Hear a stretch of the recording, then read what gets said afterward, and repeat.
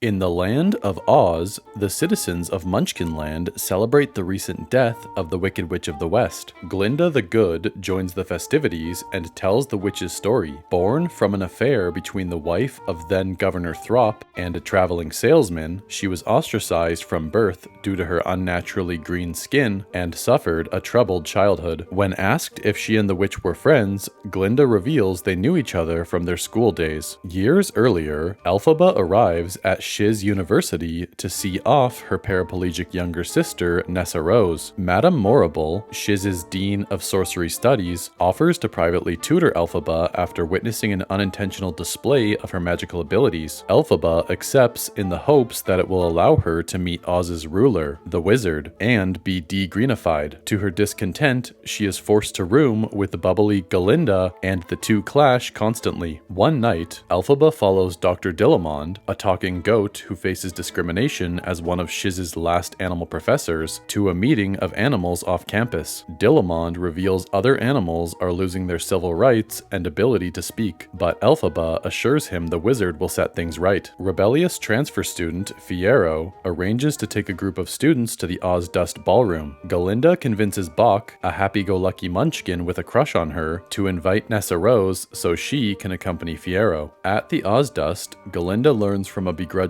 Madame Morrible that she will be allowed to join the sorcery seminar at Elphaba's request. Elphaba arrives and is ridiculed for wearing a hat that Glinda gave her as a backhanded gift. A guilty Glinda dances with her and later gives her a makeover. Dr. Dillamond announces that animals are no longer allowed to teach at Shiz and is forcefully removed from his classroom. His replacement attempts live experimentation on a frightened lion cub, but Elphaba's magic spins poppy dust over the room, putting everyone except herself and Fiyero to sleep. They escape campus and release the cub into the forest. After sharing a moment, Elphaba laments that Fiyero prefers Glinda over her. Elphaba receives an invitation to meet the wizard, who has heard of her powers from Morrible. Glinda, now shortening her name to Glinda in honor of Dillamond's mispronunciation of it, accompanies her. They ride a train to Oz's capital, the Emerald City, where they affirm their friendship while sightseeing. After being introduced to the wizard, Elphaba says she wishes to help the animals instead of changing her skin color. Madame Morrible arrives to witness Elphaba and the wizard's first meeting, and the two encourage Elphaba to read from the sacred Grimoire spellbook. She casts a levitation spell that makes the wizard's monkey guards painfully sprout wings, allowing the delighted wizard and Morrible to use them as spies. Elphaba realizes that they are the ones orchestrating the persecution of the animals, and that the wizard is a fraud with no magical power. Horrified, Elphaba steals the Grimoire and flees. Glinda follows Elphaba and implores her to reconcile with Morrible and the wizard, but Elphaba decides to stop their plans. She bids an emotional farewell to Glinda, who supports her but is apprehended by guards. Elphaba repeats the levitation spell on a broom and escapes the Emerald City. Madame Morrible warns Oz that Elphaba is a wicked witch. The students of Shiz evacuate campus, Fiyero flees the school grounds on horseback, and Governor Throp suffers a heart attack